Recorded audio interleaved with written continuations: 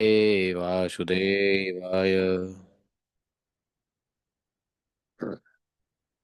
ओम नमो भगवते वासुदेवाय। ओम नमो भगवते वासुदेवाय। ओम नमो भगवते वासुदेवाय। ओम नमो भगवते वासुदेवाय।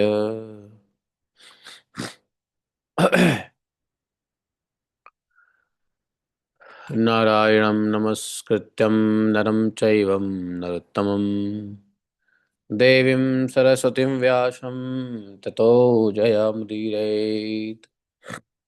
नष्टप्रायस्वभद्रेषु नित्यं भागवत सेवया भगवतिरुत्तम श्लोके भक्तिः भवति नैष्ठिकी।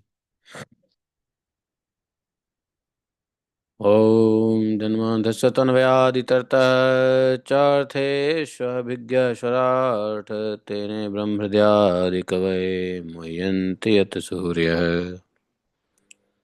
तेजो वारिमृदां यथा विनिमयो यतति सर्गो अमृषाम् धाम्ना सदा निरस्तकुहकं सत्यं परमं धीमहि धर्मः प्रोजितकैत्वत्र परमो निर्मत्सराणां सतां विद्यं मातृवस्तु शिवदं तापत्रयोन्मूलनम्। श्रीमद्भागवत महामुनि कृते किं वा परैश्वरः सद्यो हृतवदत्तकृतिभिः शुश्रूषि तत्क्षणात् निगमकल्पतरोर्गलितं फलं सुखमुखात् द्रवितसंयुतं पिबत भागवतं रसमालयं मुरौ रसिका भुवि भावुकाः।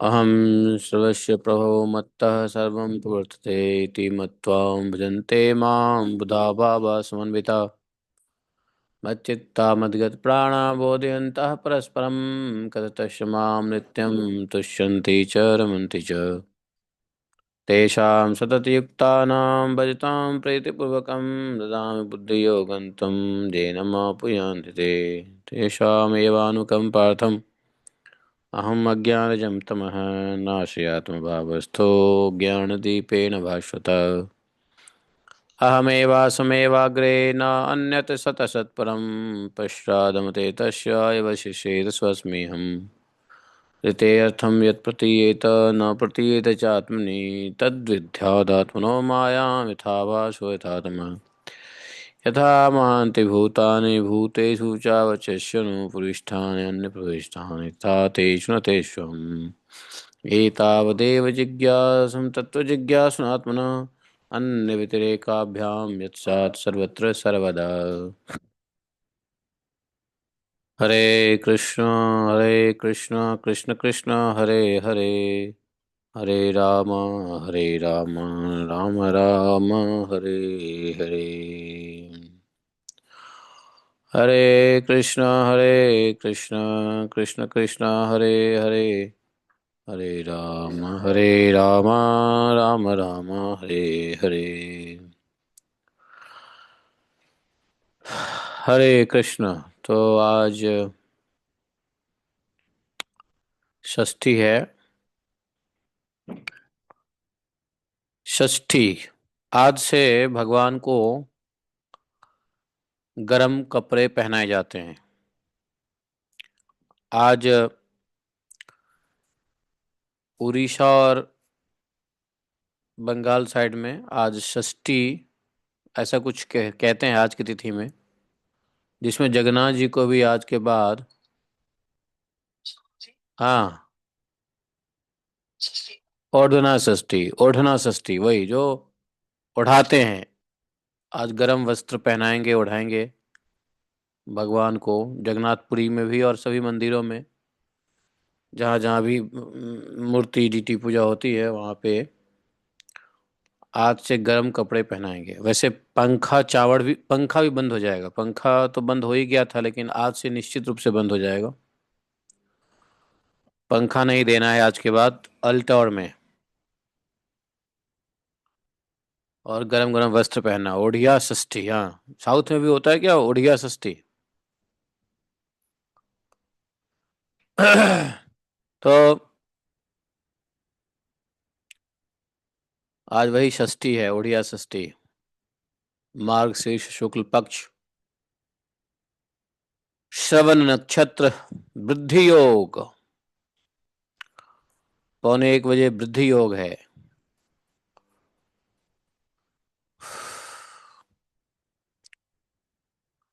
आज दसम स्कंद के 88 चैप्टर के 24वें श्लोक से पढ़ेंगे।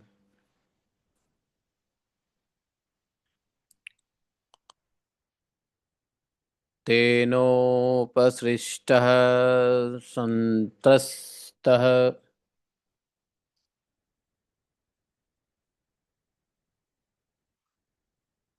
पराधावन् सवे पथुः यावदन्तं दिवो भूमेः काष्ठानाम् उदगादुदक अजानन्तः प्रतिविद्धिं तुष्णीमासन् सुरेश्वराः ततो वैकुण्ठं गमद भास्वरं तमसः परम् यत्र नारायणः साक्षान्यासिनां परमागतिः शान्तानां नस्तदण्डानां यतो नावर्तते गतः तं तथा व्यवसनं दृष्ट्वा भगवान् वृजिनार्दनः दुरात् प्रत्युदयात् भूत्वा बटुको योगमायया मेखलाजिन्दण्डाक्षैः तेजसाग्निलिवज्वलन अभिवादयामास च ते कुशपाणिर्विनीतवत्। ॐ अज्ञानतिमिरान्धस्य ज्ञानाञ्जनशलाखया चक्षुरुन्मीलितं येन तस्मै श्रीगुरवे नमः। श्रीचैतन्यमनोभीष्टं स्थापितं येन भूतले स्वयं रूप कदा मह्यं ददाति स्वपदान्तिकम् वन्देऽहं श्रीगुरो श्रुत्पत्कमलं श्रीगुरो न वैष्णवांश्च श्रीरूपं साग्रजातं सहगण रघुनाथान्वितं तं सजीवम् साद्वैतं सावधूतं परिजनसहितं श्रीकृष्णचैतन्यदेवं श्रीराधाकृष्णपादान् सहगण ललिता शिवशाखान्वितांश्च हे कृष्ण करुणा सिंधो दीनबंधो जगतपते गोपेश गोपिका कांतम राधा कांतम नमोस्तुते तप्त कांचन गौरांगी राधे वृंदावनेश्वरी विश्वभानुसुते देवी प्रणमामि हरिप्रिये पाञ्चाकल्पतरुभ्यश्च कृपा सिन्धुभयश्च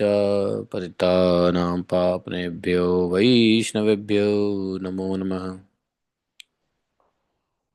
जय श्री कृष्ण चैतन्य प्रभु नित्यानंद श्री अद्वैत गदाधर श्रीवासादि गौर भक्तवृंद हरे कृष्णा कृष्ण कृष्ण हरे हरे हरे राम राम राम हरे हरे। तो कल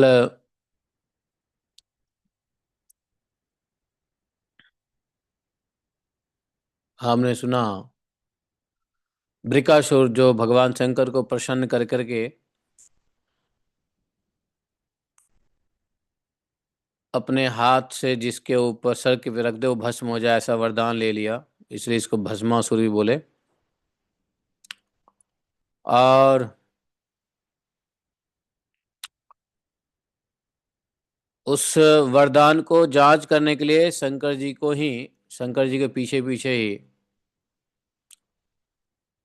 भागना शुरू कर दिया। शंकर जी भागने लगे। पृथ्वी स्वर्ग और अन्य अन्य दिशाओं के अंत तक दौड़ते गए, कहीं भी मतलब फिर भी भस्मासुर से पीछा करते हुए देखकर उत्तर की ओर बढ़े और वहां जब देखा कि बड़े बड़े देवता इस संकट को टालने का कोई उपाय नहीं, तो चुप, अंत में वे प्राकृतिक अंधकार से पड़े परम प्रकाश में वैकुंठ लोक में घुस गए। वैकुंठ में स्वयं भगवान नारायण निवास करते हैं। एकमात्र वे ही सन्यासियों की परम गति हैं, जो सारे जगत को अभयदान करके शांत भाव में स्थित हो गए हैं। वैकुंठ में जाकर जीव को फिर लौटना नहीं पड़ता। भयहारी भगवान, भय भक्त भयहारी भगवान ने देखा शंकर जी बड़े संकट में पड़े हुए हैं। भगवान ने शंकर जी को बचाने के लिए योग माया से ब्रह्मचारी बनकर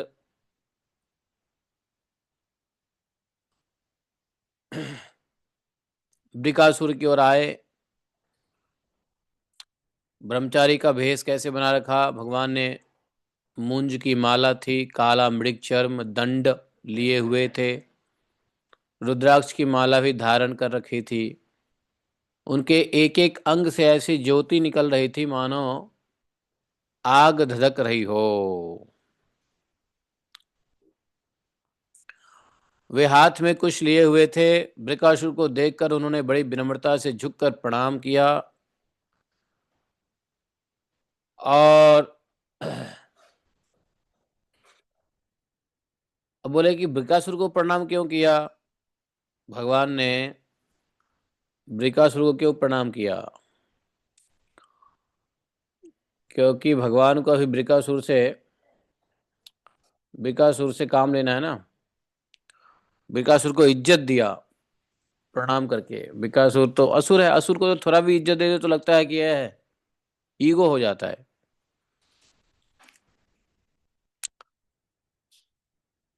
क्योंकि जब किसी का ईगो बूस्ट कर दोगे, उसकी प्रशंसा करोगे, उसकी थोड़ी इज्जत कर दोगे, तो आपसे स्नेह करने लगेगा। वो कैसा स्नेह? मोहवश स्नेह करेगा, क्योंकि मोहित हो गया, बेवकूफ है। यदि कोई व्यक्ति किसी अपनी प्रशंसा करने पे प्रसन्न हो जाए और अपना अपमान सुनने से दुखी हो जाए, तो समझो आसुरी भाव है। और जैसे ही प्रशंसा से प्रसन्न होते हैं तो उसको अपना मानने लगते, और थोड़े अपमान से दुख होता तो उसको पराया मानने लगते, उसमें घृणा देखते, दोष दृष्टि देखते। तो ये आसुरी भाव है। दोनों भाव आसुरी है। प्रशंसा में प्रसन्न होना और अपमान में दुख होना, ये दोनों आसुरी भाव है। क्योंकि जैसे ही प्रसन्न और दुख होगा तो दुख से क्या होगा? द्वेष होगा। और प्रसन्न से क्या होगा? प्रेम होगा। प से प्रसन्नता, प से प्रेम, प से प्रशंसा, प से प्रसन्नता, प्रसन्नता से प्रेम। नहीं। और इधर अपमान, अपमान से नाराजगी, दुख, और दुख से वैमनस्यता, भेद बुद्धि, ये सब होगा। तो इसलिए जो भगवत ज्ञानी लोग होते हैं उनको कोई फर्क नहीं पड़ता है, कोई प्रशंसा करे या कोई अपमान करे, दोनों में वो निष्प्रिय ही रहते, दोनों चीजों से मान अपमान से निष्प्रिय रहते हैं। ये तो असुर है। भगवान है, नारायण ने देख करके प्रणाम किया। प्रणाम इसलिए किया कि वह प्रसन्न हो जाएगा, प्रसन्न से जो है ना प्रेम से बात करेगा, और जो कहेंगे वो मान लेगा। क्योंकि प्रेम में आदमी अंधा हो जाता है, मान लेता है, मानना पड़ता है, प्रेम वश, स्नेह वश। तो भगवान ने स्नेह दिया, झुक के प्रणाम किया, और प्रणाम करके भगवान ने कहा, शकुनी नंदन बृकासुर जी। देखो भगवान ने बड़े इज्जत दिया, पहले झुक के प्रणाम किया, अब जी जी करके बात कर रहे हैं। बृकासुर जी, आप आप लगते हैं कि बहुत थके हुए हैं। लो, पहले तो प्रणाम करके उसका ईगो बूस्ट कर दिया, उस बृकासुर जी कह के बोल दिया भगवान ने। है, बड़ी इज्जत दिया। शकुनीय भवान व्यक्तम शांत किम दुरमागत है। आप कहाँ से आ रहे हैं? लगता है आज आप बहुत दूर से आ रहे हैं क्या? बहुत थके हुए से लग रहे हैं, थके थके थके दिख रहे हैं। तनिक विश्राम तो कर लीजिए। लो, देखिए यह शरीर ही सारे सुखों की जड़ है। जब शरीर रहेगा जब भी सुख करेंगे ना। और शरीर ही सारी कामनाएं, शरीर से ही सारी कामनाएं पूर्ण होती है। अरे महाराज, इस शरीर को अधिक कष्ट नहीं देना चाहिए, क्योंकि शरीर से ही सारी काम, शरीर में रहोगे अभी तो कामनाएं पूर्ण होगी।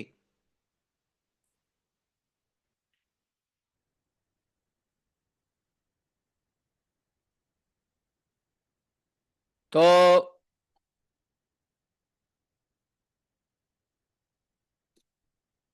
बताइए, इतना क्यों कष्ट दे रहे हैं शरीर को? थके थके लग रहे हैं, इतने दूर से दौड़ के आ रहे हैं। देखिए आपका मुंह सूख गया है। देखो भगवान कितना मतलब है, उनको पता है असुर को ये सब करेंगे तो असुर। आप किसी भी व्यक्ति से ऐसा पूछ दोगे तो व्यक्ति थोड़ा सा मुस्कुरा के आपके प्रति स्नेह दिखाएगा। बताओ, ये दुनिया में यही सच्चा आदमी है जो हमसे हमारी दुखों को पूछ रहा है, प्रणाम कर रहा है, मुझे जी करके बात कर रहा है। कितना अच्छा लगता है जब दूसरा कोई जी जी करके बात करता है। नहीं,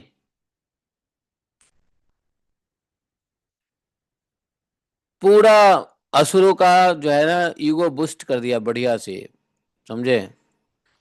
ये तो गदगद हो रहा है कि चलो वैकुंठ में हमारी इतनी इज्जत हो रही है। वैकुंठ में कोई वो भी ब्रह्मचारी, ब्रह्मचारी तो वैसे भी है ना।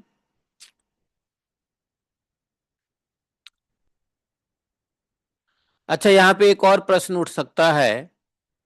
क्या? कि बृकासुर वैकुंठ क्यों चला गया, कैसे गया? वैकुंठ में बृकासुर का कैसे एंट्री हो गई? ये तो असुर था और दुष्ट बुद्धि थी इसकी। भवानी पार्वती को ही ये पाना चाहता था। वैकुंठ में ऐसे कलुषित बुद्धि वाले की एंट्री कैसे हो गई? शंकर जी गए हो तो ठीक है, शंकर जी अधिकारी है, घुस गए वैकुंठ में।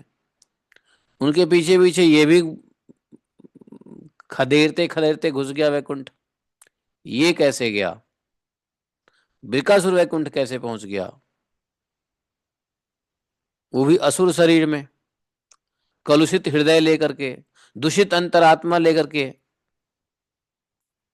बताओ, संसार की कोई साधारण स्त्री की इच्छा होती तो समझ में आवे। पूरी भवानी जगदम्बा कहते हैं पार्वती जी की हृदय में प्राप्त करने की इच्छा लेके उन्हीं के पति को मारने की, वो भी हत्या का।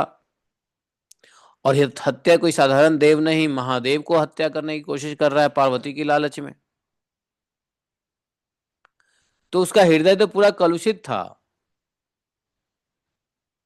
जिस जय विजय के हृदय में थोड़ी सी बात आ गई कि ये कौन है, चारु कुमार क्यों जा रहे हैं, हल्का सा पूछ दिया, तो जय विजय को निकाल दिया वहां से। ऐसे लोगों की तो एंट्री नहीं होती है। और यदि एंट्री हो गया और थोड़ी सी भी हृदय कलुषित हो गई तो उसको नीचे गिरना पड़ता है। क्योंकि वह कुंठा नहीं है, वैकुंठ में किसी प्रकार की कुंठा नहीं है। किसी के प्रति बैर भाव से नहीं जाया जा सकता है। और बिकासुर तो पूरा बैर भाव से बढ़ा हुआ था। ये कैसे पहुंच गया वैकुंठ में भाई? प्रश्न तो ये आती है। नहीं, प्रश्न उठ सकता है कि नहीं उठ सकता है? चलो, ज्यादा प्रश्न के चक्कर में क्या है ना, उलझ जाओगे तो गड़बड़ हो जाएगा। चलो, जैसे भी घुस गया, है कि नहीं? और क्या बोले भगवान? और चिकनी चुपड़ी बातें किए, मक्खन लगाया बृकासुर को।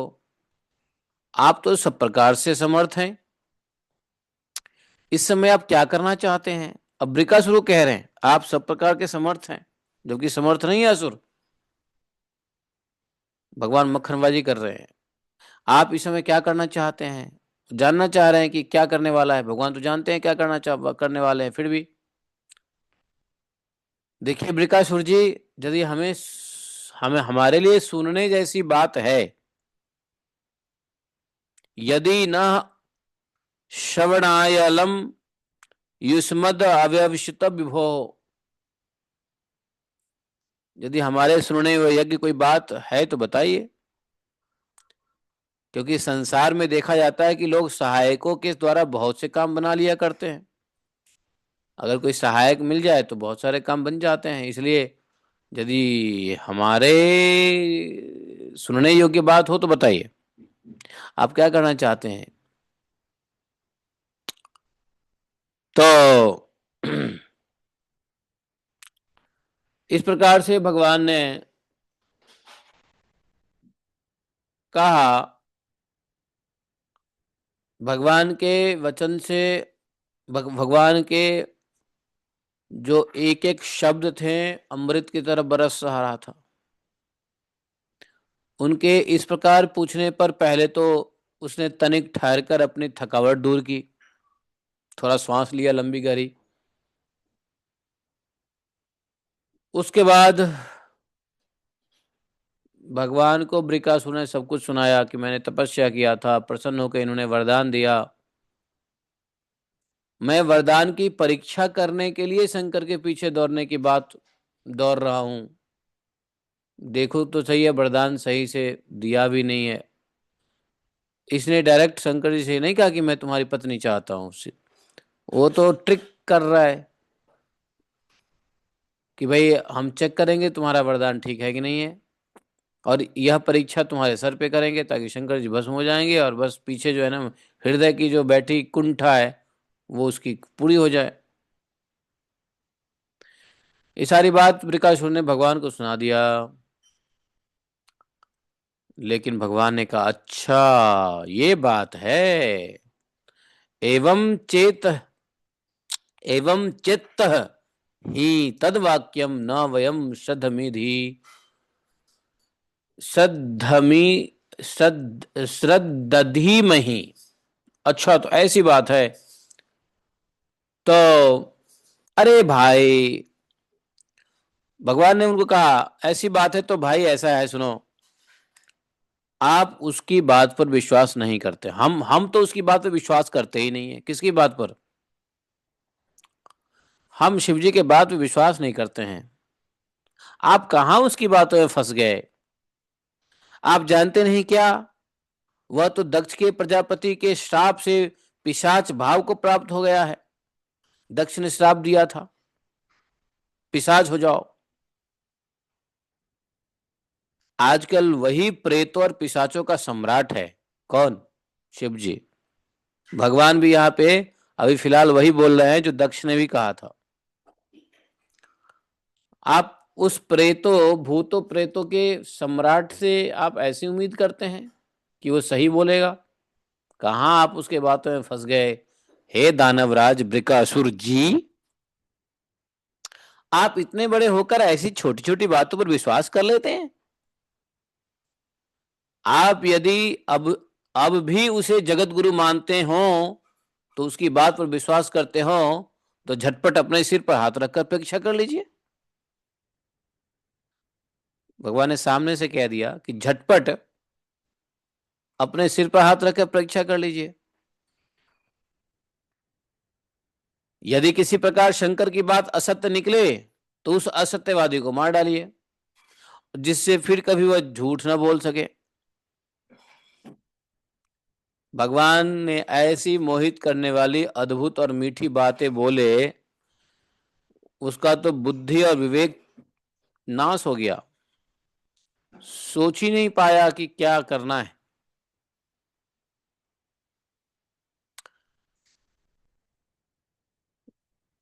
खैर, बृकासुर की भी कितनी नसीब बढ़िया है कि भगवान नारायण के सामने ये सब बातें हो रही है हैं।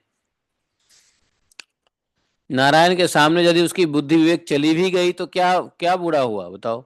भगवान के सामने तो वैसे ही बुद्धि अपनी लगानी नहीं चाहिए।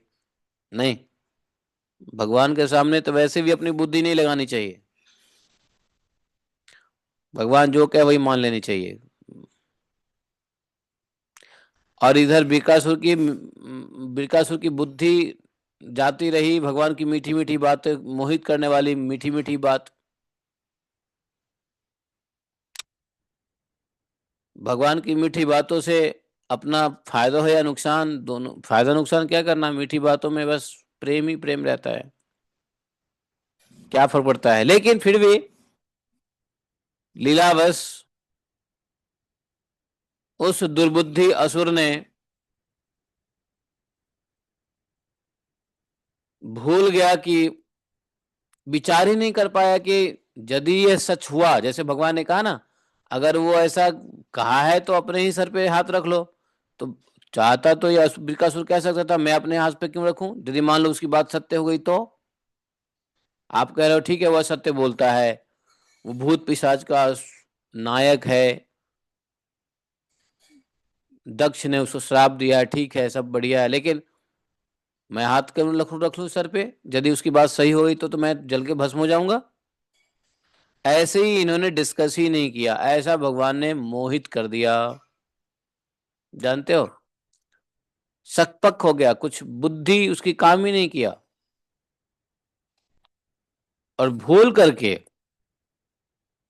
सब कुछ भुला करके, किसी भी अनहोनी अपने अहित भूल गया वो, कि इससे मेरा अहित हो जाएगा, उसने अपने ही सर पर हाथ रख लिया।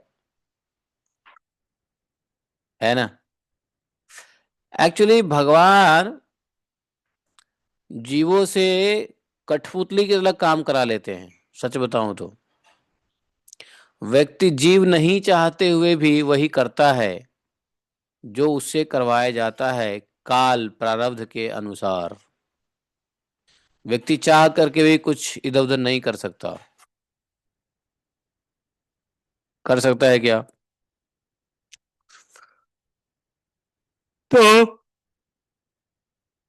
भगवान ये सब काम कैसे कराते हैं जीवों को, जीवों से यह काम कैसे कराते हैं, काल काल के रूप में, संस्कार, भाग्य दुर्भाग्य, तो ये जीवों के को मोहित करके करवाते हैं, मोहित कर देते हैं।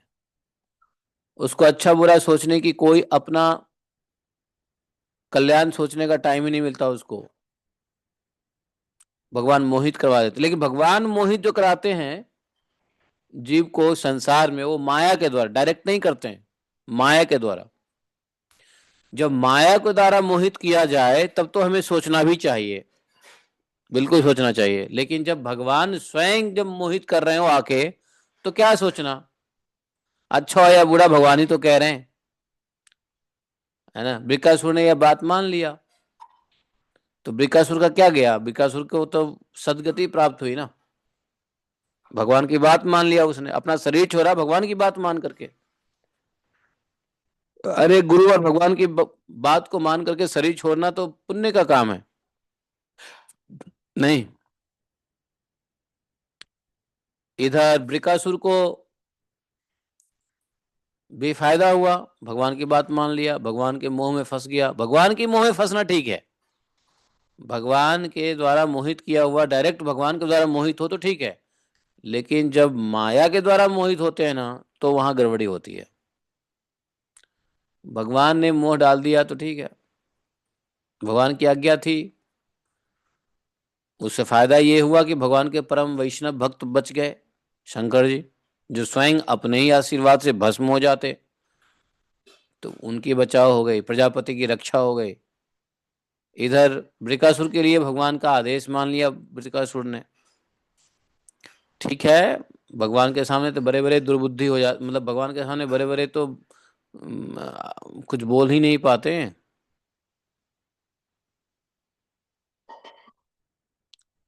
तो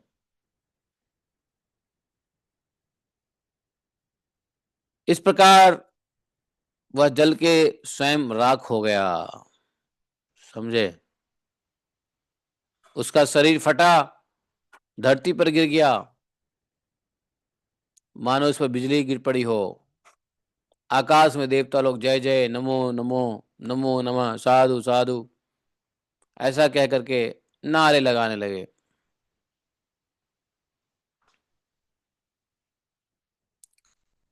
भगवान की ऐसे ही लीला से एक असुर था जो सोच नहीं पाया कि क्यों ऐसा कर रहे हैं, भगवान ऐसा क्यों कर रहे हैं, सोच ही नहीं पाता है। यवन, क्या नाम था उसका, ऋषिपुत्र यवन था ना, क्या नाम था उसका, काल यवन। काल यवन को भगवान अपनी बातों में फंसाए जा रहे हैं, दोहराए जा रहे हैं, पीछे पीछे पीछे पीछे पीछे पीछे, आजा अब आजा, थोड़ी दूर आजा, अब आजा अब आजा अब आजा, अपना हाथ दे रहे हैं, पकड़ ले पकड़ ले, अब भाग रहे हैं। उसको यह भी पता नहीं है कि जो वीर पुरुष लड़ने के लिए आता है वह भागता नहीं है। अगर भागता है तो कुछ ना कुछ इसके अंदर में, दाल में काला है।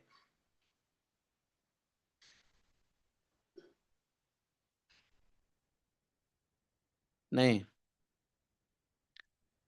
तो काले का भी उद्धार होता है, यहाँ बृकासुर का भी उद्धार हुआ है। असुर बनते ही या उद्धार होने के लिए, सच बताओ तो। असुर बनते ही हैं उद्धार होने के लिए, उद्धार।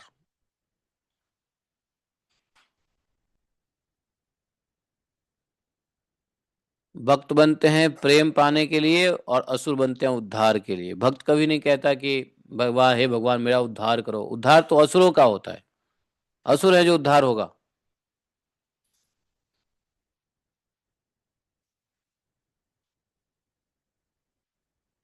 पापी था बृकासुर। बृकासुर की मृत्यु से देवता, ऋषि, पितर, गंधर्व बड़े प्रसन्न हुए, पुष्पों की वर्षा की। भगवान शंकर इस विकट संकट से मुक्त हो गए। अब भगवान पुरुषोत्तम ने भय मुक्त शंकर जी से कहा कि हे देवादिदेव,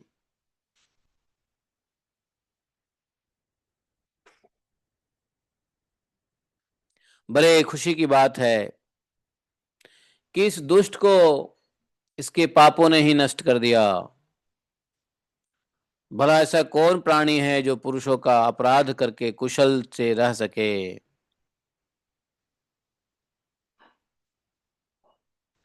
आपका अपराध करके कोई कुशल से कैसे रह सकता है। भाई शिव जी के अपराध भगवान के अपराध है, भक्त वैष्णव का अपराध भगवान का अपराध है, वो तो महावैष्णव है।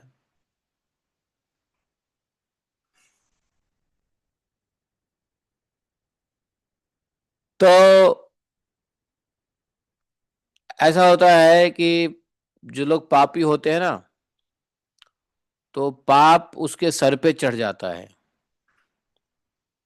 और छोटे मोटे पाप तो ठीक है, बट देन बड़े बड़े पाप हो जाते हैं, पापों की घड़ा बढ़ जाती है, बड़े बड़े पाप होने लगते हैं। तो ये पाप पाप करने वाले के सर पे ही नाचने लगता है, अब मौका पाते उसको मरवा देता है। समझे, बुद्धि नाश कर देगा, पागल कर देगा, कुछ कर देगा कर देगा, ऐसा पाप सवार हो जाता है सर पे।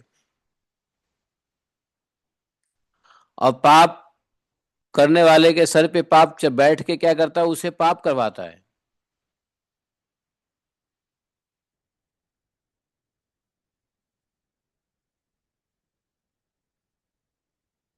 तो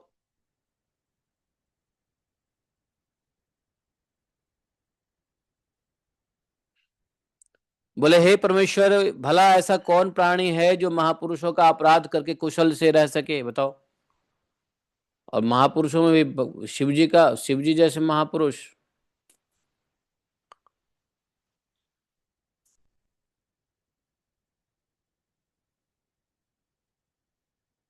भगवान अनंत शक्तियों के समुद्र हैं, उनकी एक एक शक्ति मन और वाणी की सीमा से परे है। वे प्रकृति से अतीत स्वयं परमात्मा हैं। उसकी शंकर जी को संकट से छुड़ाने की यह लीला भगवान की उनकी भगवान की शंकर जी को संकट से छुड़ाने की यह लीला है। जो कोई कहता है या सुनता है, संसार के बंधनों और शत्रुओं से भय मुक्त हो जाता है। मुच्यते संसृति भी तथा भी गिरी अत्र मोक्षम कथयेक शृणोति वा।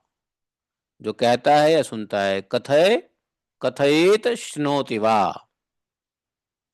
भगवान शिव की जो भगवान रक्षा करते हैं, भगवान शिव को जो भगवान नारायण रक्षा करते हैं, इसकी कथा साक्षात परमात्मनो हरे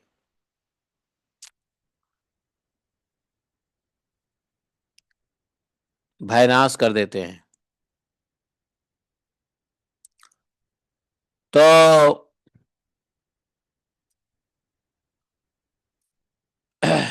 आज ही मैं सुन रहा था,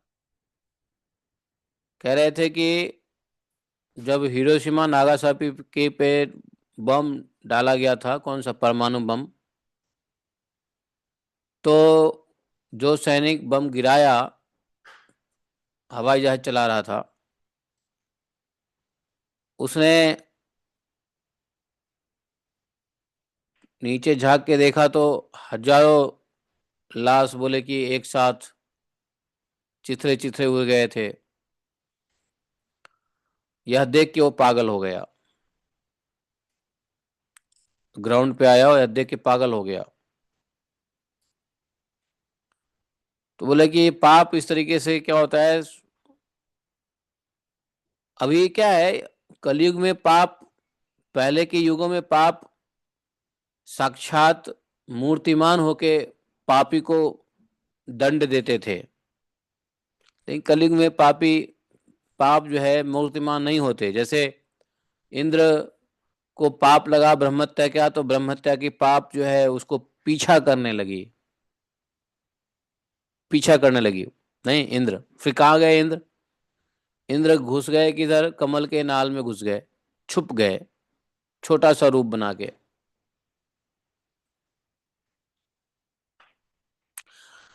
तो जमाना गया जब पाप अलग से मूर्तिमान होके खदेड़ती थी। यहां तो अब पाप सीधे सर पे ही चढ़ जाता है।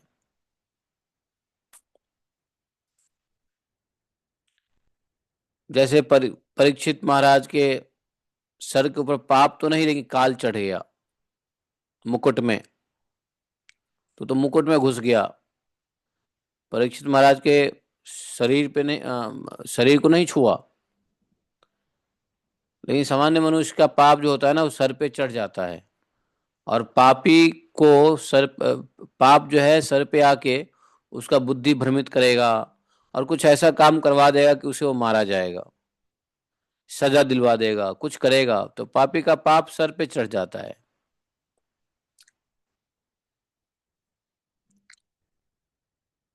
तो आजकल सब शटल फॉर्म में है। असुर भी है तो शटल फॉर्म में है, हृदय में ही है, शरीर में ही है।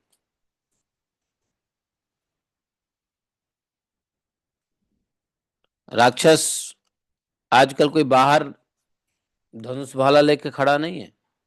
राक्षस अभी आजकल क्या है, राक्षस पंदी लोगों को सटल रूप से हृदय में घुस गया है, जिससे राक्षसी व्यवहार करते हैं लोग। ऐसे ही पाप दिमाग में चढ़ जाता है। जैसे दारू की नशा चढ़ जाती है, दिमाग चक्कर काटने लगता है, नहीं, अधिक नशा कर लो तो कैसे सर घूमने लग जाता है, सब कुछ दिखता है जैसे वाह वाह।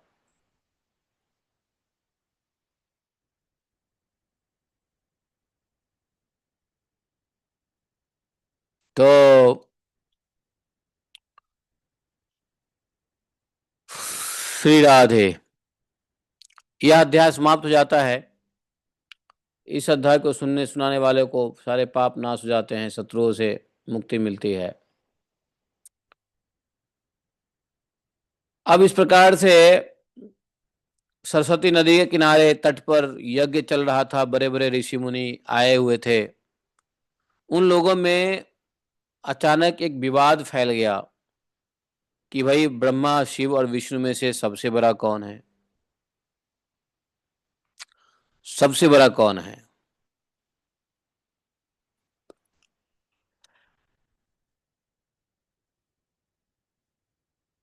और उन ऋषियों ने यह बात जानने के लिए तीनों देवताओं की परीक्षा लेने के उद्देश्य से ब्रह्मा जी के पुत्र भृगु जी को उनके पास भेजा कि महाराज आप ही जाइए, आप ही सर्वसमर्थ ऋषि हैं, आप ब्रह्मा जी के पुत्र भी हैं, इस नाते आप जाकर के पता कीजिए, परीक्षा लीजिए कि तीनों में से कौन श्रेष्ठ हैं, बड़े कौन हैं, बड़ा कौन है, श्रेष्ठ कौन है तीनों देव में से, त्रिदेव से। भृगु जी चले ब्रह्मा जी की सभा में, पहले पहुंचे।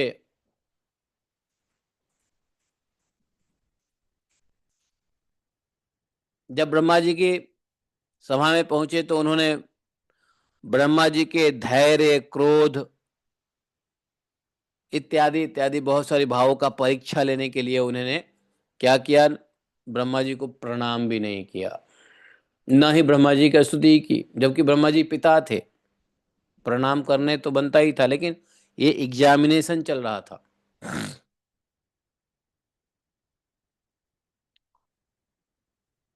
परीक्षा चल रहा था, प्रणाम नहीं किया, स्तुति नहीं किया।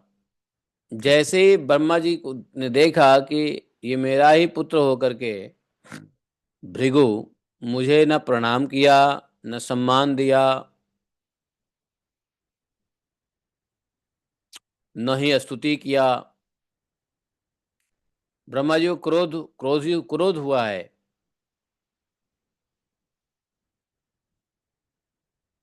क्रोध आया है ब्रह्मा जी को। ब्रह्मा जी ने देखा तो देखो मेरा ही पुत्र है, लेकिन क्रोध को मन ही मन उन्होंने दबा लिया बुद्धि से। क्रोध मन में होता है, बुद्धि उसको दबा सकती है। तो मन में क्रोध तो उठ ही गया था, लेकिन भीतर भीतर विवेक बुद्धि से दबा लिया। कैसे दबाते हैं, जैसे लिखा हुआ है, जैसे यथा वह्नि स्वयो अन्य वारिनात्म भूव। जैसे लकड़ी है ना, लकड़ी, लकड़ी के अंदर आग है, लेकिन लकड़ी उसको आग को दबा के बैठी हुई रहती है, किसी को एहसास नहीं होने देता है, छूने छाने से एहसास भी नहीं होने देता है कि भाई इसमें अग्नि है, छुपे हुए अग्नि है।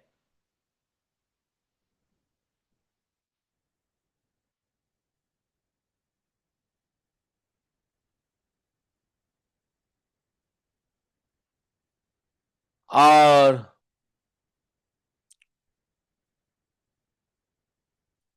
वहां से भृगु जी कैलाश में गए, समझ में आ गया भृगु जी को कि इन्होंने, भृगु जी तो सब समझ गए, इनको क्रोध तो आया है लेकिन कुछ बोले नहीं है।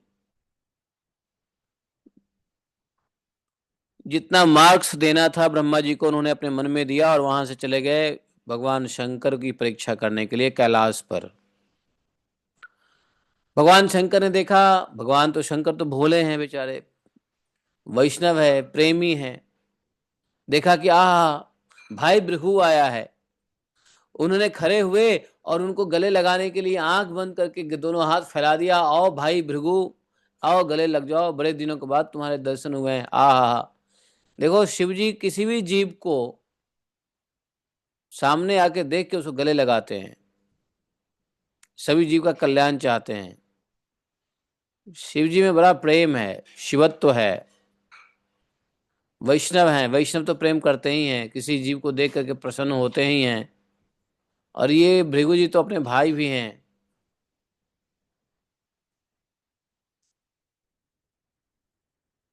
लेकिन भृगु जी को तो परीक्षा लेनी है।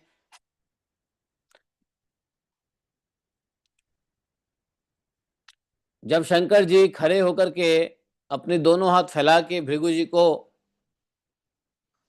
हग देने की कोशिश किए, हग हग क्या बोलते हैं, हग हग बोलते हैं ना, मतलब गले लगना, आलिंगन।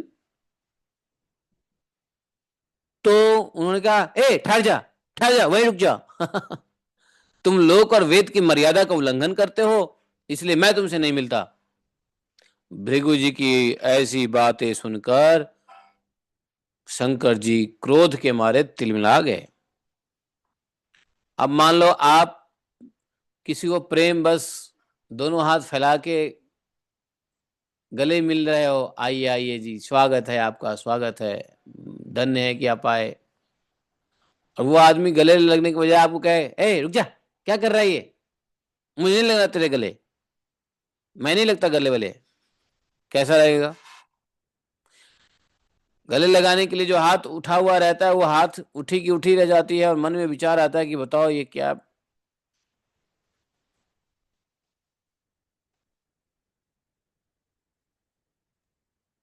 फिर क्या हुआ?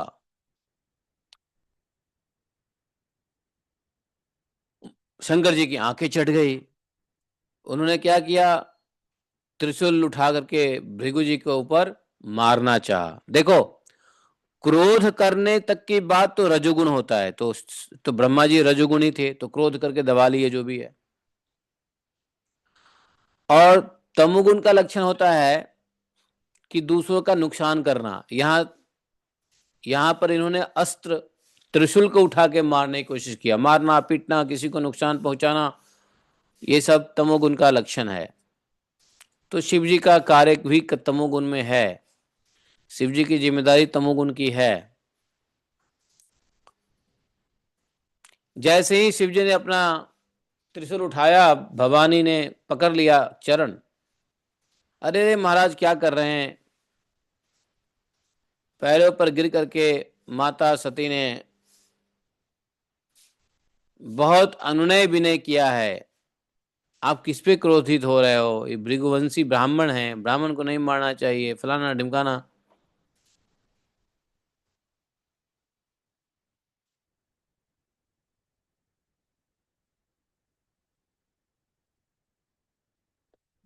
अब क्या हुआ,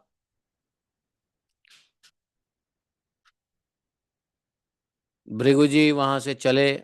जैसे जैसे जैसे तैसे माता ने शांत किया शंकर जी को। भृगु जी समझ गए इनको कितना नंबर देना है, 10 में से कितना देना है वो समझ गए हैं। 10 में से 6 नंबर दे दिया था ब्रह्मा जी को, और शिव जी को दे दिया 10 में से 3। वहां से पहुंचे वो वैकुंठ, जहां उस समय भगवान विष्णु लक्ष्मी जी की गोद में अपना सिर रखकर लेटे हुए थे। भृगु जी ने जाकर उनके वक्ष स्थल पर एक लात कस के जमा दी।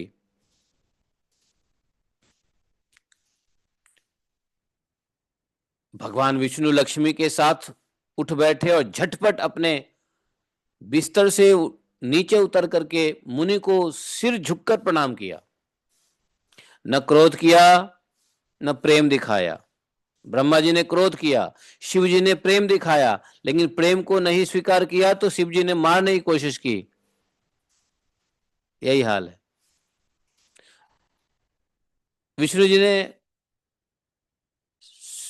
जमीन पे सर झुका करके मुनि भृगु को प्रणाम किया, कहा कि ब्राह्मण आपका स्वागत है, आप भले पधारे हैं, अच्छा हुआ आप आ गए हैं। इस आसन पर बैठकर कुछ क्षण विश्राम कीजिए, आराम कीजिए, आइए। अपना जो सैया था, जिस सैया पे लेटे थे लक्ष्मी के गोद में, उसी सैया को ब्राह्मणों को दे दिया। ये पहली बार नहीं है जब ब्राह्मण सुदामा को दिया था अपना बिस्तर बैठने लेटने के लिए। ब्राह्मणों का सत्कार भगवान इसी प्रकार करते थे। यहाँ भृगु को भी अपना आसन दिया है उसी पे बैठने के लिए, कहा है कि विश्राम कीजिए, मुझे आपके शुभ आगमन का पता नहीं था, इसलिए मैं आपकी अगवानी नहीं कर सका, मेरा अपराध क्षमा कीजिए। महामुने, आपके चरण कमल अत्यंत कोमल है।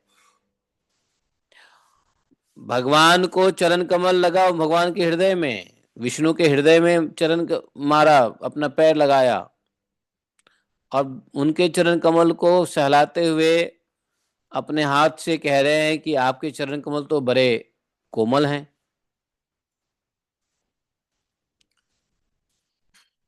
बोले कि आपके चरण का जल तीर्थों को भी तीर्थ करने वाला है।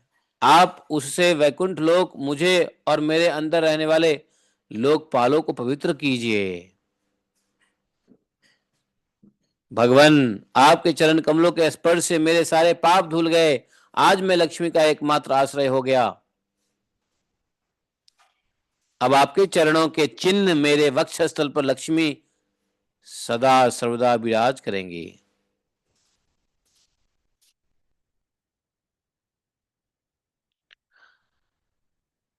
आपके चरणों के चिन्हित मेरे वक्षस्थल पर लक्ष्मी सदा सर्वदा विराज करेगी। बताओ। भगवान ने जब ऐसी गंभीर वाणी से कहा तब भृगु जी बड़े संतुष्ट हुए। भक्ति भाव से भृगु जी की आंखों में आंसू आ गए, चुप हो गए। भृगु जी वहां से लौटकर ब्रह्मवादी मुनियों के सत्संग में आए। उन्होंने जो कुछ भी अनुभव किया ब्रह्मा जी, शिव जी और विष्णु जी के लोक में जा करके सब कुछ अपना अनुभव कह करके सुना दिया।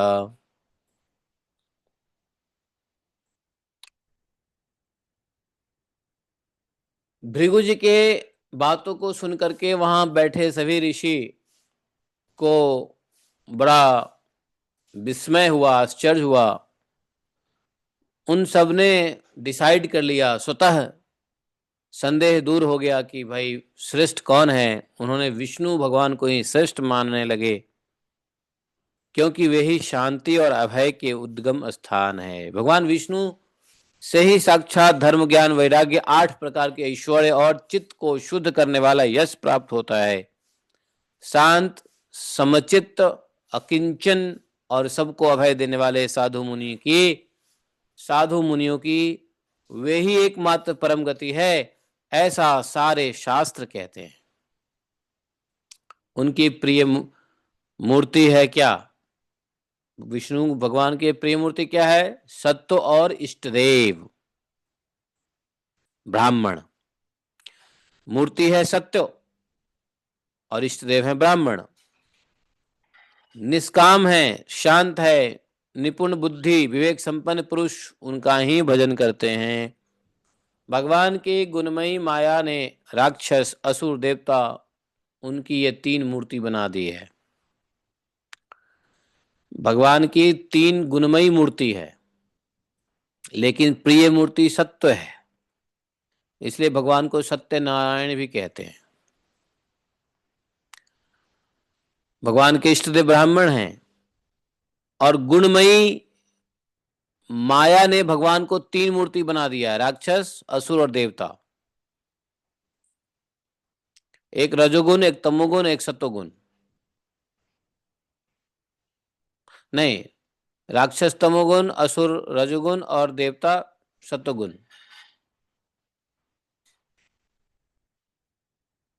बोले सत्यमयी देव मूर्ति ही उनकी प्राप्ति का साधन है। वे स्वयं ही समस्त पुरुषार्थ स्वरूप हैं। इस प्रकार सरस्वती नदी के तट पर ऋषियों ने अपने लिए नहीं, मनुष्यों का संशय मिटाने के लिए यह युक्ति रची थी। ये सुखदेव गोस्वामी महाराज कह रहे हैं। उन ऋषियों को तो पता ही रहा होगा कि कौन श्रेष्ठ है, लेकिन मनुष्यों के अंदर यदि संशय पैदा हो कि त्रिदेव में श्रेष्ठ कौन है, तो उनके लिए यह वाक्या किया। और जगत संसार के मनुष्य को दिखाया कि पुरुषोत्तम भगवान के चरण कमलों की सेवा करके, है ना, परम पद को प्राप्त किया जा सकता है। सूत जी ने कहा, यह कथा सूत जी सुना रहे हैं, शौनक आदि ऋषियों, भगवान पुरुषोत्तम की यह कमनीय कीर्ति और जन्म मृत्यु संसार को भटक भय को मिटाने वाली है। भगवान के कमनीय कीर्ति कथा, भगवान की कथा जन्म मृत्यु रूप संसार के भय को मिटाने वाली है। यह व्यास नंदन भगवान से सुखदेव जी के मुखारविंद से निकली हुई सुरभिमयी मधुमयी सुधा धारा है। इस संसार के लंबे पथ का जो बटोही ही अपने कानों के दोनों हैं, अपने दोनों कानों से भगवान के मधुमयी कथा की सुधा धारा का पान करता है, इससे सारी थकावट मिट जाती है। कौन सी थकावट? संसार ताप की थकावट। भक्त भट जन्मांतर से भटके हुए जीव को थकावट दूर हो जाता है, जो इस जगत में इधर उधर भटकने से दूर कहीं नहीं होती। जगत में भटकने से जीव की थकावट कभी दूर नहीं हो सकती है। कहाँ होती होगी? तो भगवान के कीर्ति कथा सुनने से। इसी प्रकार से एक दिन की बात है, द्वारकापुरी में भी किसी ब्राह्मण के गर्भ से एक पुत्र पैदा हुआ। ब्राह्मण के यहाँ उसके पत्नी ब्राह्मणी के गर्भ से एक पुत्र पैदा हुआ। पुत्र पृथ्वी का स्पर्श करते ही मर गया, और ब्राह्मण अपने मरे हुए बालक को लेकर के कहाँ पहुंचा? द्वारका के राजमहल के द्वार पर। द्वारका के राजमहल के द्वार पर वहां अपने पुत्र को, मरे हुए पुत्र को रख करके रोते धोते हुए, आंसू निकालते हुए विलाप करने लगा। विलाप कैसे कर रहा है? कह रहा है कि देखो, सच कहते हैं, इसमें कोई डाउट नहीं है कि ब्राह्मण द्रोही, धूर्त, कृपण और विषयी राजा के कर्म दोष से ही मेरे बालक की मृत्यु हुई है। बालक मर रहा है तो अपने कर्मों से मरा है, और दोष क्या दे रहा है? राजा को दोष देने लगा। और राजा कौन है? भगवान ही है भाई। द्वारका के राजा कौन है? वो द्वारका के गेट पे, राजमहल के गेट पे आकर के वो बोलने लगा कि ब्राह्मण द्रोही, धूर्त, कृपण और विषयी राजा के कर्म के दोष से मेरे बालक मरे हैं। जो राजा हिंसा परायण है, दुशील है, अजितेंद्रिय होता है, उसे राजा मानकर सेवा करने वाली प्रजा दरिद्र होकर दुख पर दुख भोगती रहती है, और उसके सामने संकट पर संकट आते रहते हैं।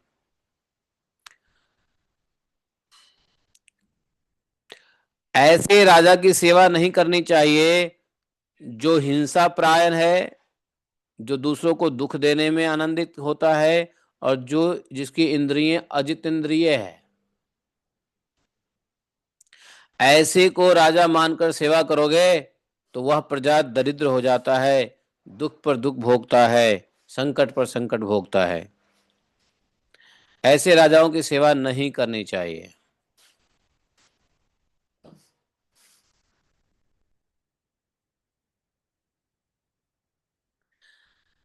ये पहली बार नहीं है। दूसरा बच्चा पैदा हुआ ब्राह्मणी के, तो भी ऐसे ही किया। तीसरा बच्चा पैदा हुआ तो भी ऐसे ही किया।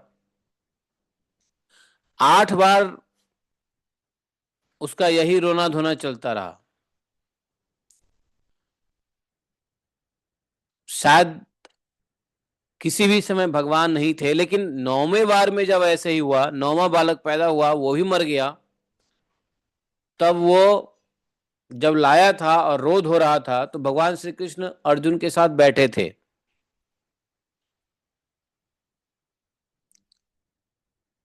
और ब्राह्मण की रोनी धोनी जो है बातें सुन करके भगवान ने कहा था, ब्राह्मण,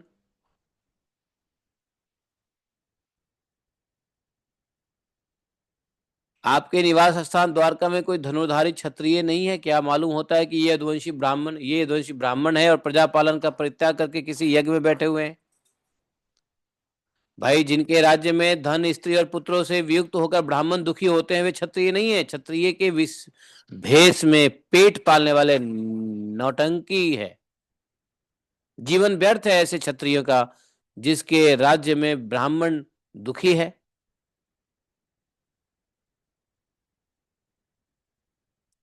खासकर धन, स्त्री और पुत्र से वियुक्त होकर के ब्राह्मण दुखी होते हैं।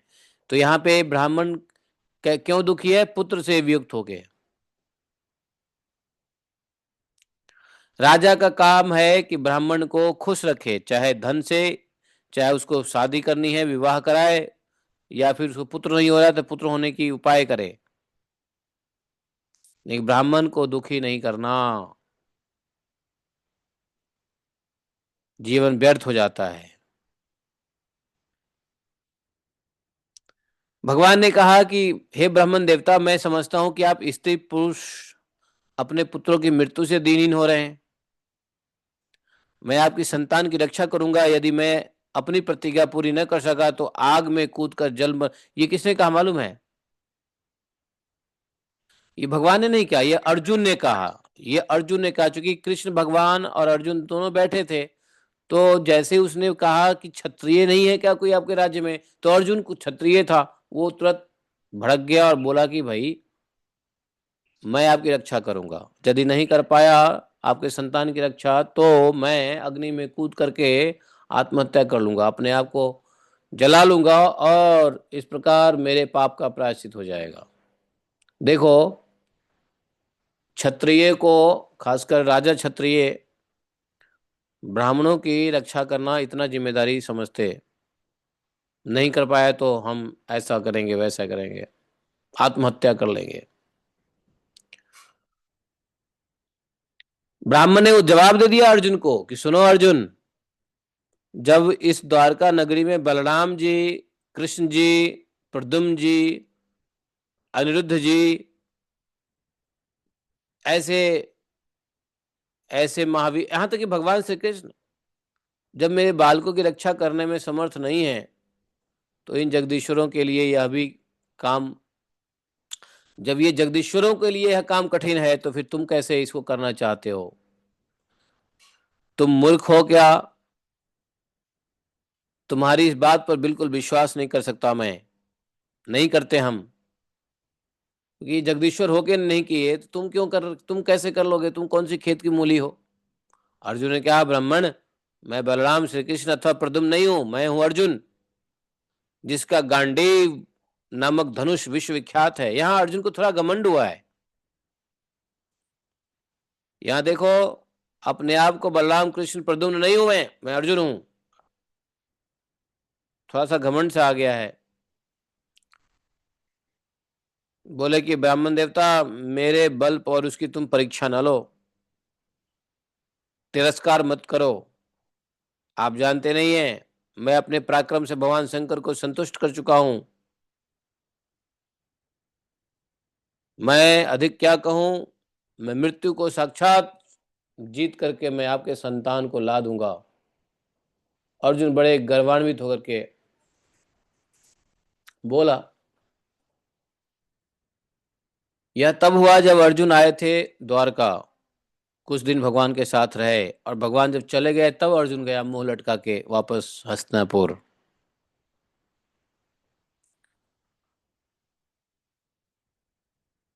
जैसे तैसे अर्जुन ने उस ब्राह्मण को विश्वास दिलाया।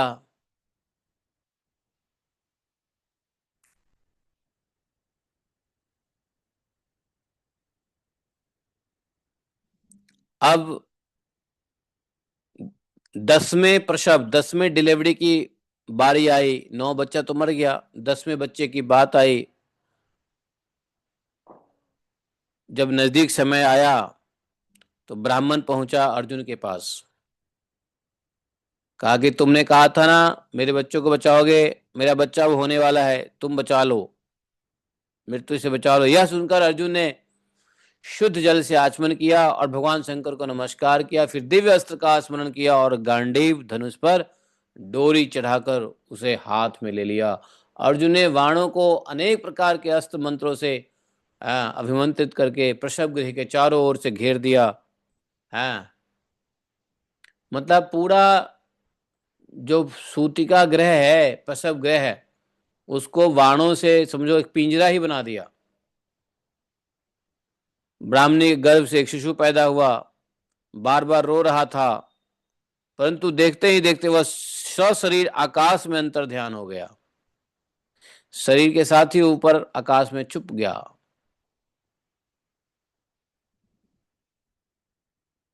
अब वह ब्राह्मण भगवान श्री कृष्ण के सामने ही अर्जुन की निंदा करने लगा। देखो तो सही, मेरी मूर्खता तो देखो कि मैंने इस नपुंसक की डींग भरी बातों पर विश्वास कर लिया। इसने कितनी ऊंची उठी उठी बातें की और हमने विश्वास कर लिया, बताओ। भला जिसे प्रद्युम्न अनिरुद्ध, यहाँ तक कि बलराम और स्वयं भगवान श्री कृष्ण भी ना बचा सके मेरे उन बालकों को, तो ये कौन है जो बचा लेगा।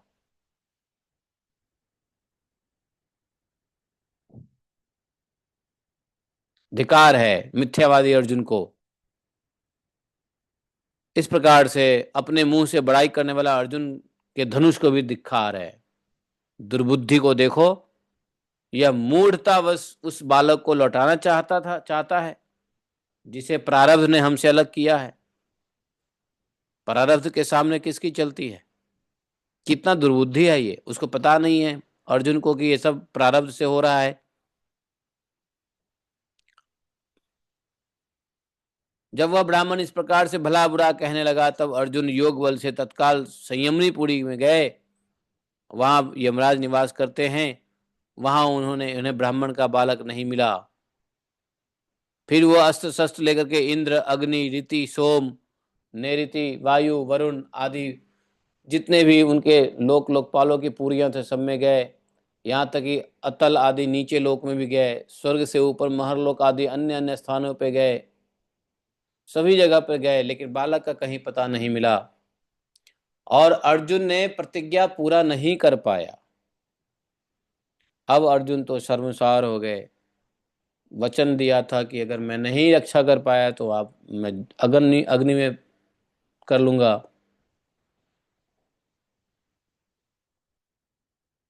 लेकिन भगवान श्री कृष्ण, जैसे ही विचार अर्जुन ने किया अग्नि में कूदने का, कृष्ण भगवान ने रोक लिया। बोला कि भाई, तुम अपने आप अपना तिरस्कार मत करो। मैं तुम्हें ब्राह्मण के सब बालक अभी दिखाई देता हूं। आज जो लोग तुम्हारी निंदा कर रहे हैं वही हम, फिर हम लोगों की निर्मल कीर्ति स्थापित करेंगे। भगवान समझाया बुझाया अर्जुन को। अर्जुन के साथ अपने दिव्य रथ पर सवार हुए और कौन सी दिशा में गए। पश्चिम दिशा में। पश्चिम दिशा में उन्होंने सात सात पर्वत वाले, सात द्वीप, सात समुद्र और लोक आलोक पर्वत को लांघ कर घोर अंधकार में प्रवेश किए।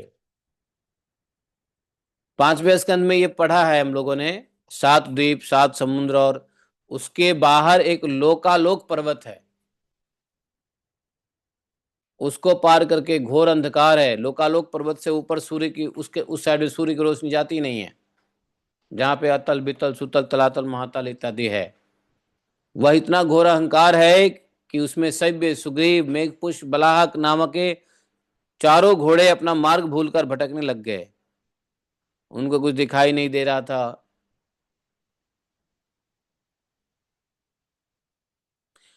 भगवान कृष्ण ने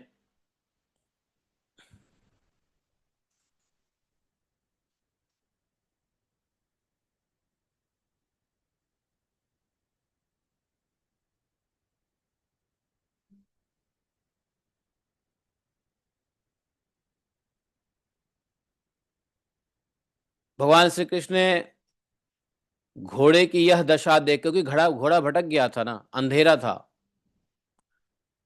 तो जैसे ही देखा कि भाई घोड़ा तो अंधेरे की वजह से भटक रहा है, तो अपने शस्त्र चक्र को, सुदर्शन चक्र को कहा कि भैया आगे आगे चलो, क्योंकि सुदर्शन चक्र सहस्त्र सहस्त्र सूर्यों के समान तेजस्वी होते हैं।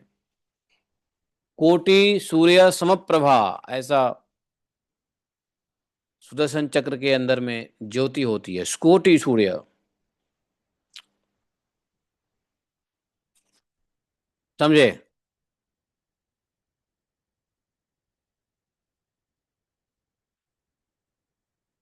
सुदर्शन चक्र के आगे आगे चलने से अंधकार तो मिट गया। फिर रथ जो है आगे की ओर बढ़ने लगे। ऐसा लगता था मानो भगवान राम का धनुष से छुटकर राक्षसों की सेना में प्रवेश कर रहा हो।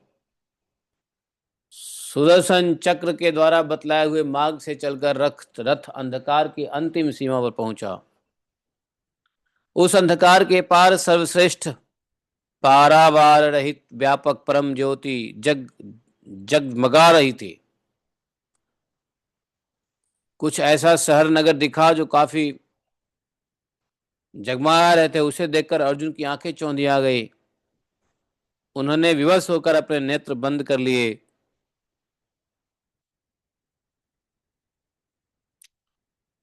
भगवान ने, उसके बाद क्या है, जल ही जल है, उस जल राशि में प्रवेश किया। बड़ी तेज से आंधी चलने के कारण जल में बड़ी बड़ी तरंगे उठ रही थी।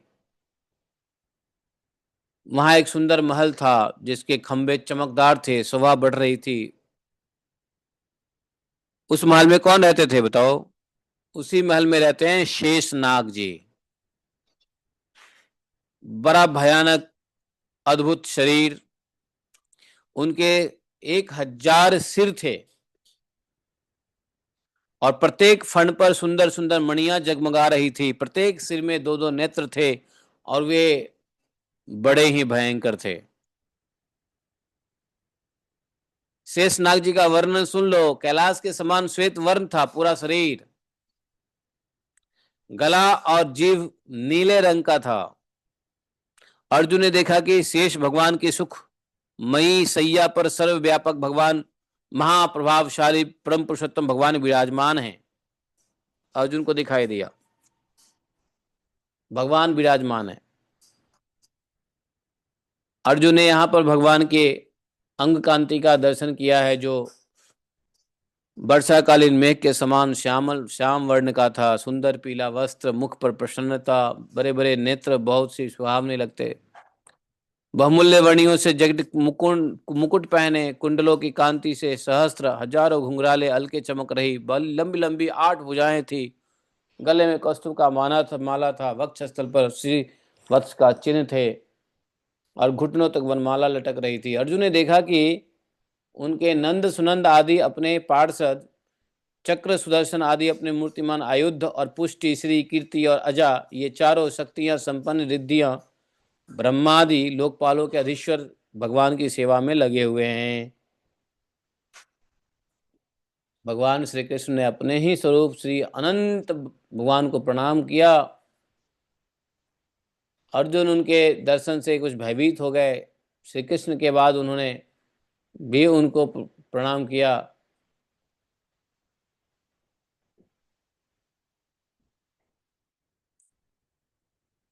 दोनों हाथ जोड़कर खड़े हो गए। शेष, नंद शेष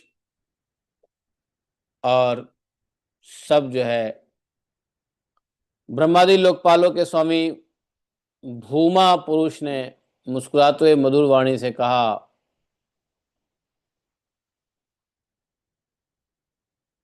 कि हे अर्जुन कृष्ण,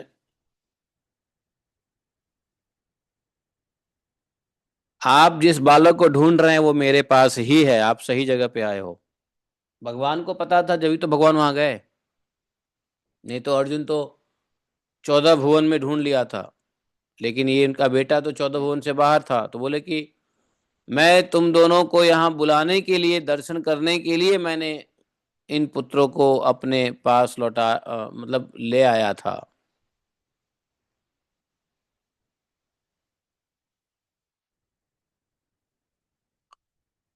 तुम दोनों धर्म की रक्षा के लिए मेरी कलाओं के साथ पृथ्वी पर अवतार ग्रहण किया है।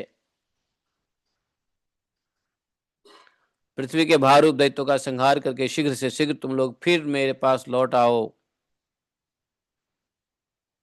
तुम दोनों ऋषिवर नर नारायण हो। यद्यपि तुम पूर्ण काम सर्वश्रेष्ठ हो, फिर भी जगत की स्थिति लोक संग्रह के लिए धर्म का आचरण करो। भगवान भूमा ने पुरुष, भूमा पुरुष, ये भूमा पुरुष कहाँ रहते हैं? वही जहाँ पे अनंत शेष जी का महल है, वहां भूमा पुरुष अनंत शेष ही हैं। और कृष्ण अर्जुन के साथ ब्राह्मण के सभी बालकों को दे दिया है। जिस रास्ते भगवान गए थे उसी रास्ते वापस आ गए द्वारका।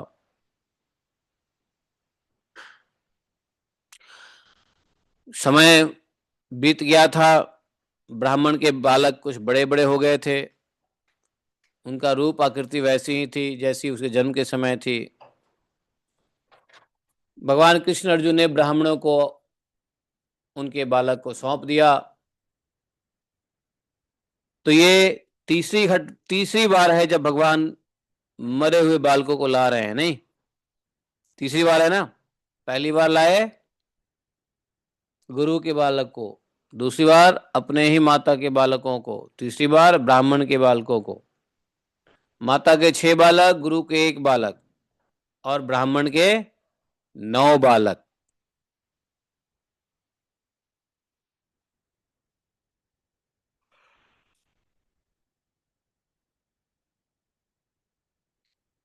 अर्जुन ने भगवान के उस धाम को देख करके बड़ा आनंदित हुआ है।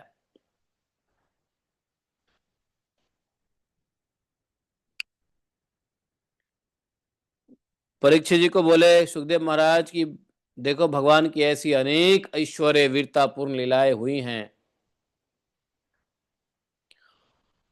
साधारण लोगों के समान भगवान ने सांसारिक विषयों का भोग किया और बड़े बड़े महाराजाओं के समान श्रेष्ठ यज्ञ किए हैं, सभी प्रजा वर्गों के मनोरथ को पूरी पूर्ति किए हैं, अपने भक्तों का मनोरथ पूर्ति किए हैं।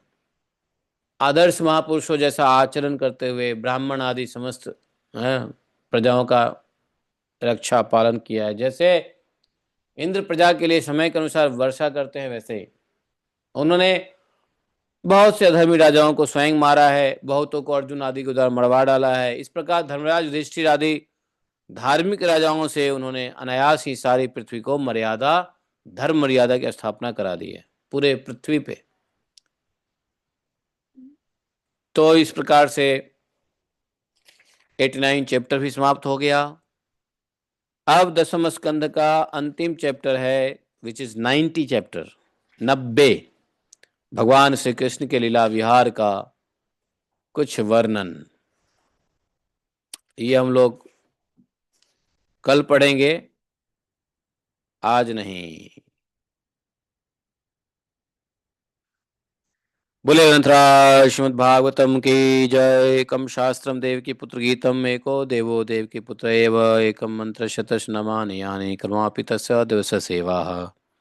त्वमेव माता च पिता त्वमेव बन्धुश्च सखा त्वमेव विद्या द्रविणं त्वमेव मम सर्वं देवदेवः।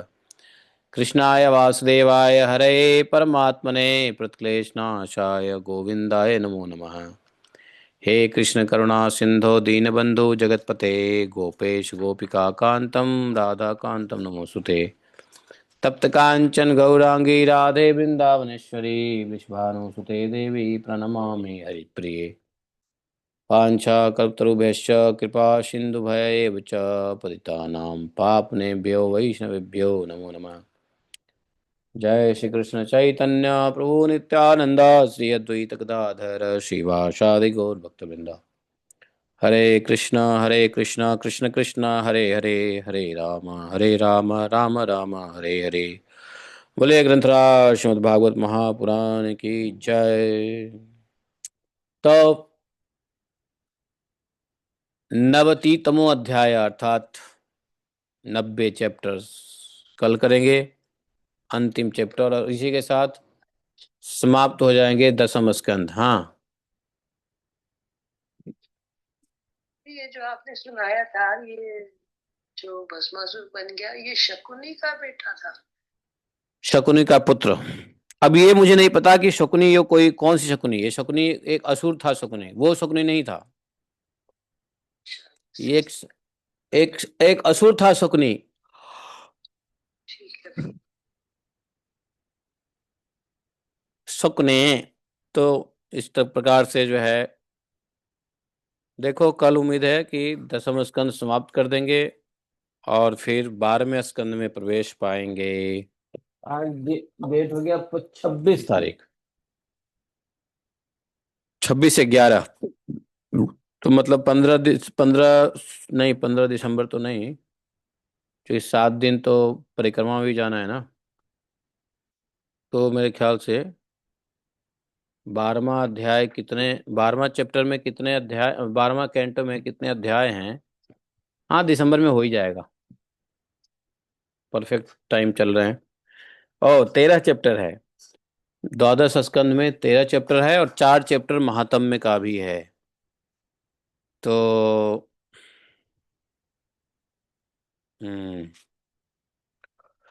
13 4 17 चैप्टर है, जो हम दिसंबर में कंप्लीट कर देंगे। परिक्रमा के दौरान बहुत अधिक भागवतम तो नहीं करेंगे, लेकिन भागवतम में अटेंडेंस लगाने के लिए भागवतम करेंगे जरूर।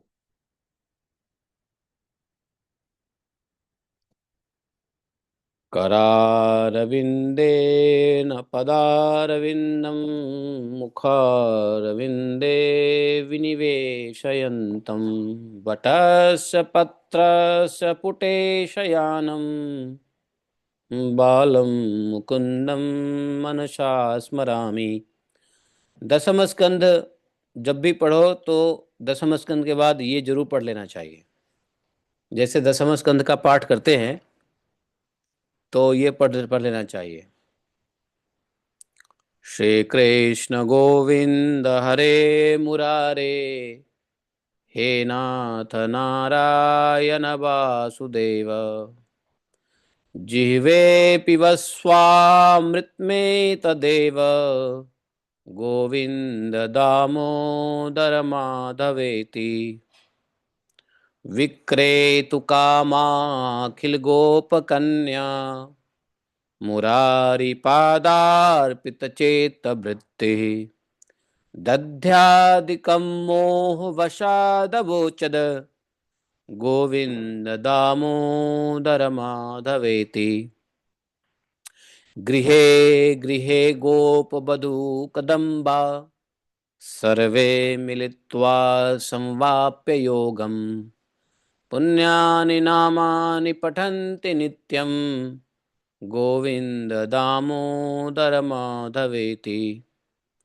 सुखं शयाना निलये निजेपि, नामानि विष्णो प्रवदन्ति मर्त्याः।